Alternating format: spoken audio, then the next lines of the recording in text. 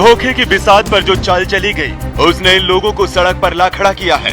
हैरानी इस बात की है कि लोगों के इस आंदोलन में बच्चे भी शामिल हैं, जो हाथों में तख्ती लिए सरकार से न्याय की गुहार लगा रहे हैं। जमशेदपुर से 35 किलोमीटर दूर पटमदा के माचा गांव में 50 बेडों वाले सरकारी स्वास्थ्य केंद्र और नर्स हॉस्टल पूरी तरह बनकर तैयार हो चुका है, लेकिन जिस जमीन पर यह सरकारी अस्पताल बना है, वो इन जमीन मालिकों को धोखा देकर बनाया गया है।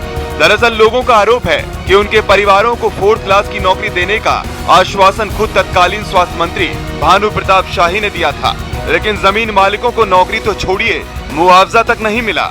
को माने आश्वासन दे करके जमी को ठग कर ले करके आज जमी को उद्घाटन अस्पताल का उद्घाटन करने जा रहा है। वो लोग आश्वासन दिया था जो हम लोग को हर परिवार को एक तृतीय चतुर्थ वर्गीय सर्विस नियुक्ति करके नियुक्ति देगा, लेकिन आज तक हम लोग को कुछ किया नहीं। हम लोग को सरकार को, डीसी को और राज्यपाल को ज्ञापन दिया था, लेकिन कुछ व्यवस्था नहीं। हम लोगों को मौखिक आश्वासन दी थी कि आप लोगों को जब अस्पताल बन जाएगा तब नौकरी मिलेगा, और बुरा जो मंत्री जो दुलाल हुआ था उन्होंने भी आश्वासन दिया था कि जमीन के बदले जमीन दी जाए। सरकारी नुमाइंदे इतने पत्थर दिल हो गए, उन्हें बुजुर्ग की हालत और उनके आंसुओं पर भी रहम न आया। उधर एक पीड़ित परिवार ने मुआवजा नहीं मिलने पर आत्महत्या करने की धमकी दी है।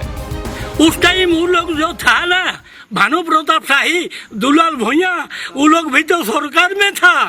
आज ही लोग जैसा है पावर में, वो लोग भी वैसा सरकार का पावर में था। उसी का बात विश्वास करके हम लोग बनाने दिया।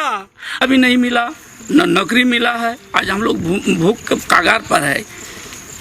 अगर इस तरह से हम लोग के ऊपर भूख का कगार रहेंगे तो हम लोग कब तक भूख सज करेंगे? तो हम लोग एक ही पथ बचेगा, आत्महत्या। जमीन मालिकों का दावा है कि उन्हें सरकार की तरफ से एक फूटी कौड़ी तक नहीं मिली।